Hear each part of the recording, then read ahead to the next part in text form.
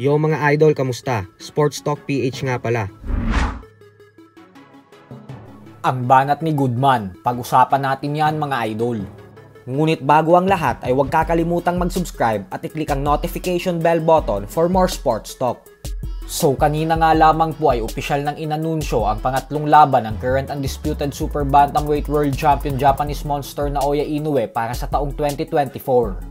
Ito po ay kontra sa kanyang mandatory challenger na si undefeated prospect Sam Goodman na nakatakdang ganapin sa buwan ng December.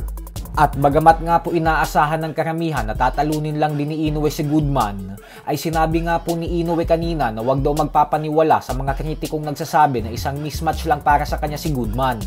Paliwanag po ni Inoue na isang undefeated fighter si Goodman at number 1 top contender sa WBO at IBF. Kaya naman hindi daw si Goodman yung tipo ng fighter na pwedeng i-underestimate. Bukod dyan ay aminado din si Inoue na hindi niya pa masyado kabisado ang mga galaw ni Goodman, gawa ng hindi naman daw siya nanunood ng mga laban nito. Kaya naman ngayon umano nakasado na ang kanilang bakbakan, ay mag-uumpisa na siyang panoorin ang mga videotapes ng laban nito para mapag-aralan niya na umano ang mga galaw nito. At bagamat nga po inaasahan na lalabas bilang heavy underdog si Goodman sa bakbakan nila ni Inoue, ay hindi po natitinag si Goodman dito.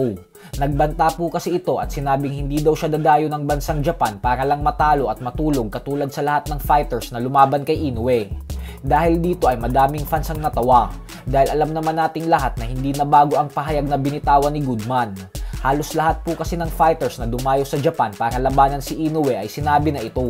Katulad na lang ng ating pambato na si Marlon Tapales, ang Amerikanong si Stephen Fulton at ang former world title challenger na si TJ Doheny. Lahat po ng mga ito ay sinabi din ang binitawang salita ni Goodman. Pero sa oras na natikman na nila ang bagsik ng kamao ng binansagang halimaw ng Japan, ay pare-pareho lang din ang mga sinapit nila, ang lumuhod sa ibabaw ng lona at natalo via knockout. Sa kabilang banda naman mga idol ay sinabi nga po ng former Unified Welterweight World Champion Kit One-Time Thurman na bagamat napakasaklap ng pagkatalo niyang nalasap kontra sa ating pambansang kamao Manny Pacquiao, ay naniniwala umano siya na hindi pa huli ang lahat para muli siyang makabangon at makabalik sa tuktok ng boxing. Paliwanag ni Thurman na grabe daw kasi talaga ang tiwala at kumpiyansa niya sa kanyang sarili. Kaya naman naniniwala daw siya na yung pagkatalo niya kay Pacquiao ay ang siyang magpapaganda ng kanyang kwento. Dahil may pagkakataon daw siya ngayong magkaroon ng isa sa pinakamatinding comeback sa buong kasaysayan ng boxing.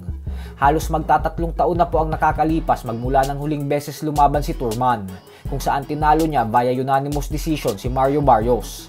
Kaya naman hindi na talaga ito aktibo sa boxing. So hanggang dito na lang po muna tayo mga idol. Sports Talk PH.